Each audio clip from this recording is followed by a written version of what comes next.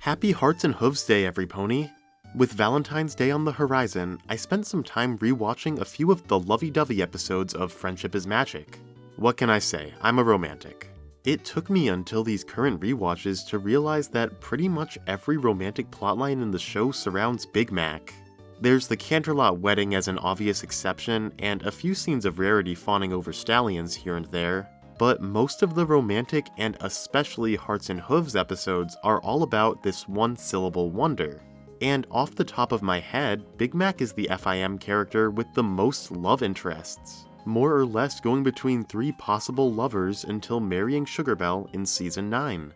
Now, I like Sugarbelle as much as the next guy, but when I was a kid, I always thought for sure that Big Mac and Shirley were endgame material. And you know what, Marble Pie had quite a bit in common with him too. So between the 3 mares to fight for Big Mac's heart, who truly deserves to marry him in the end? Is Sugarbelle the best fit for him, or is one of the underdogs actually his soulmate? Welcome to Glimmer Times, and today let's find out, who's the best for Big Mac?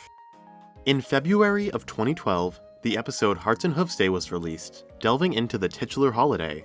The Cutie Mark Crusaders want to make sure their favorite teacher, Miss Cheerilee, has a good holiday, and are baffled to find out she doesn't have a very special sun pony of her own.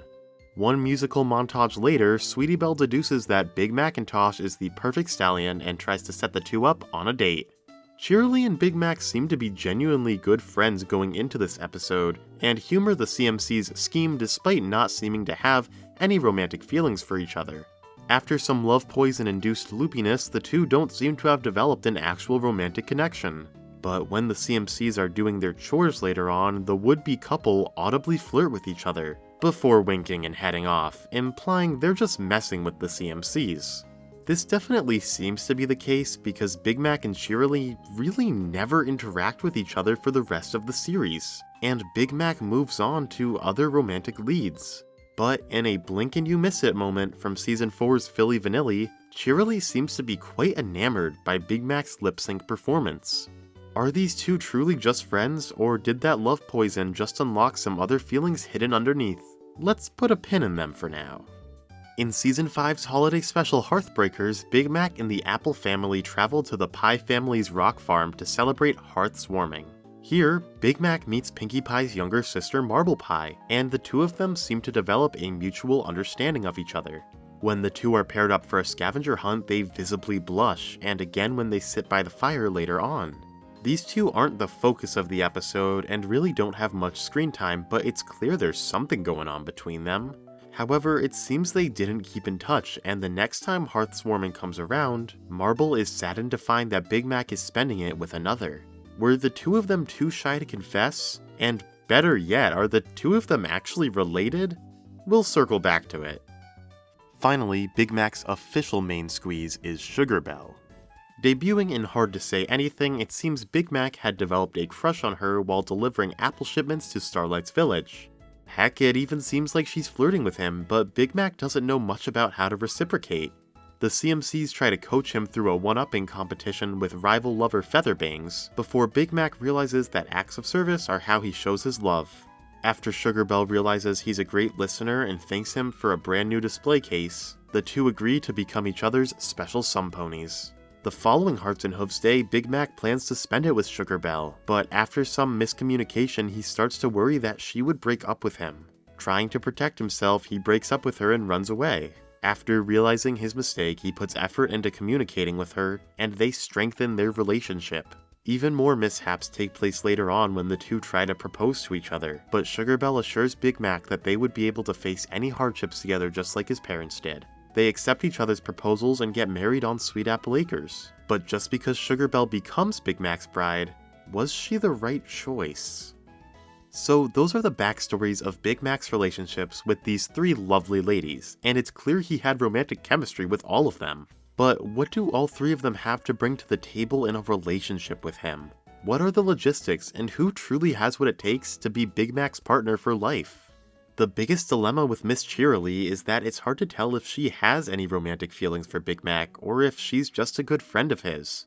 While she does flirt with him at the end of Hearts and Hooves Day and does swoon at his musical performance, given their friendship and especially the winking, I do think it's possible they're just comfortable making flirtatious jokes like this. The concert swooning does seem a little overkill for friendly jokes though. Then again, they practically never interact between Hearts and Hooves Day and this concert during Philly Vanilli, so it's really hard to believe they had a romantic relationship and it just never came up. From this point of view, it really seems like they were just close friends. Putting that aside for a moment, did they even have any chemistry together? The CMCs seem certain that they're perfect for each other, sure, but these are three very naive girls. They probably just think this because they're two nice ponies of the opposite sex. Of the three love interests, Cheerilee is the only one to live in the same town as Big Mac, which does seem like a big draw. But then again, if they're practically neighbors but never interact, then that makes it seem like they're not trying at all. Cheerilee might seem like the perfect match for Big Mac because of nostalgia, but there's really nothing here once I take off my rose-colored glasses. I think they're just good friends, and I'll have to leave it at that. Okay, so what about Marble Pie? Big Mac met her through Pinky's family, but the whole reason they celebrated the holidays together was because they think their families are related. Isn't that super problematic for a romantic relationship? For this, we'll have to head back to the episode Pinky Apple Pie, where genealogy records suggest that Pinky and Applejack could be related by a fourth cousin twice removed by a fifth cousin, though smudged ink means this could be relating Pinky to someone completely different. So you may rebuttal and say the genealogy is irrelevant, since it likely isn't actually relating Pinky to Applejack. However, even if the smudged ink really does relate them, they aren't as close as you think.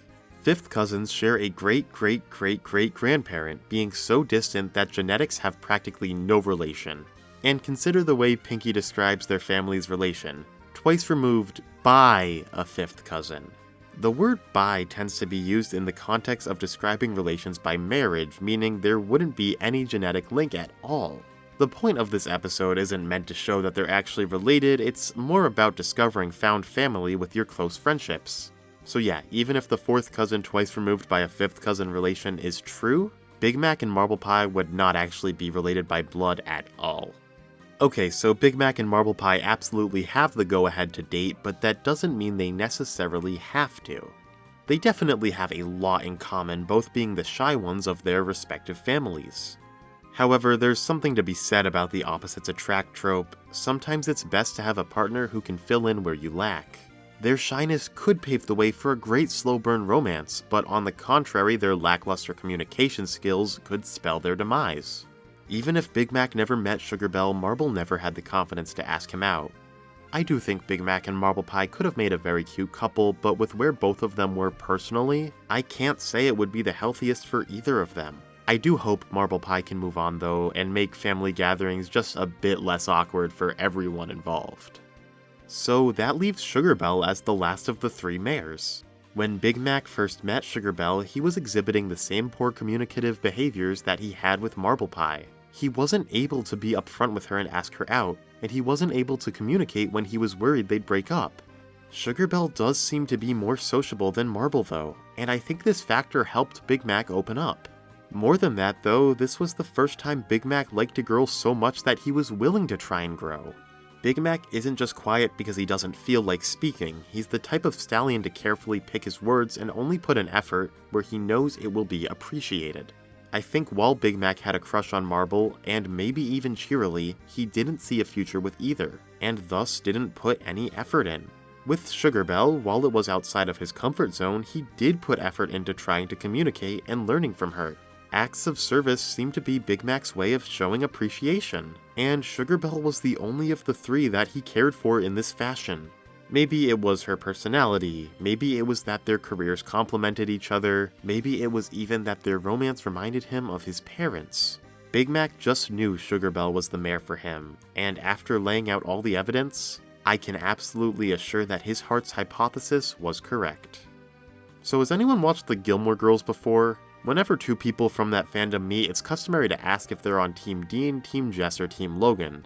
In a way, this is what inspired me to make this video. I was wondering what percentage of Friendship is Magic's fandom is Team Cheerilee, Team Marble Pie, or Team Sugar Belle. So I'll end this video by asking, who did you want Big Mac to end up with? Let me know in the comments.